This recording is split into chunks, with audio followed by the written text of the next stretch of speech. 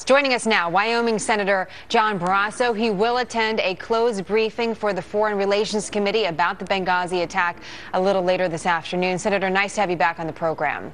Thank you, Jenna. Let's talk about this hearing for a moment before we move to some other issues. What's the goal today? What should you know later this afternoon that you don't already know now? Well, this has been called in a bipartisan way, so Republicans and Democrats working together. We're going to get briefed today by the FBI, the CIA, the Department of Defense, as well as the Department of State.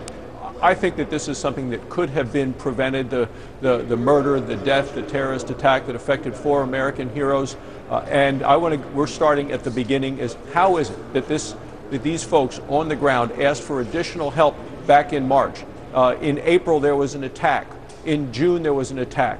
In July, they asked for additional help, again denied. And then their whole security team got pulled out in August. And then come 9/11, and this assault occurs, a terrible tragedy. We want to start there. We also want to find out what happened that day. The timelines don't match up.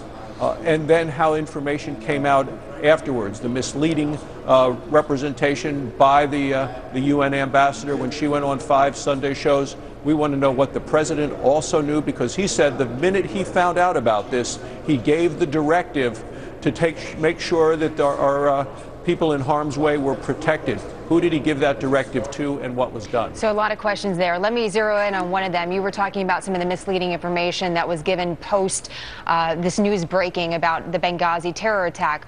General Petraeus had been criticized for giving misleading information to some lawmakers who, in their opinion, felt that he was too wedded to this idea of a video motivating this attack. You say you believe that General Petraeus should testify at some point. What is a reasonable expectation in your mind about when you should hear from General Petraeus?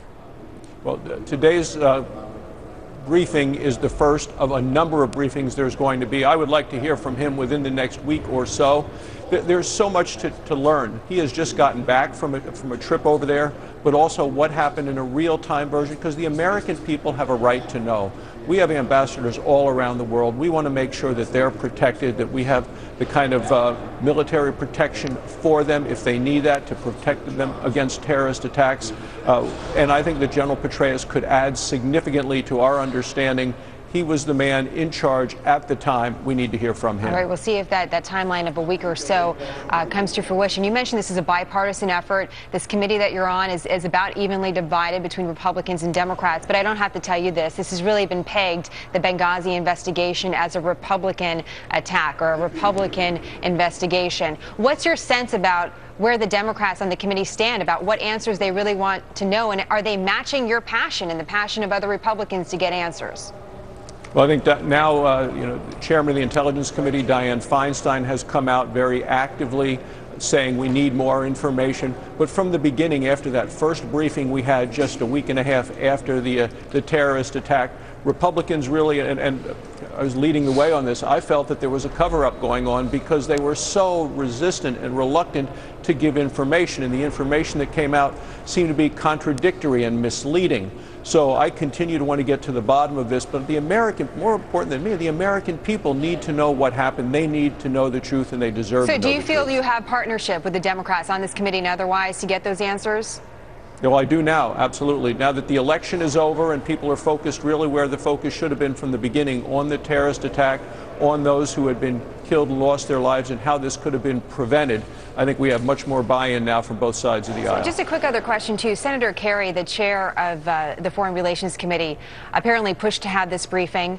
He obviously a Democrat, high-ranking.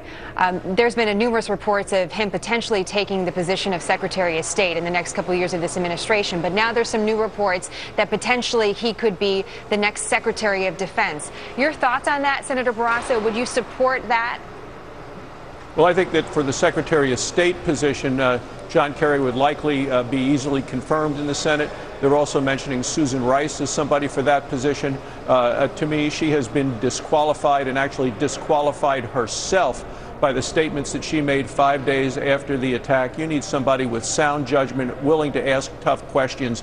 And to all of America, this did not seem to be a spontaneous demonstration about a video. It seemed to be a terrorist attack, and that is exactly what it turned out to be. Would you support Senator Kerry as the next defense secretary?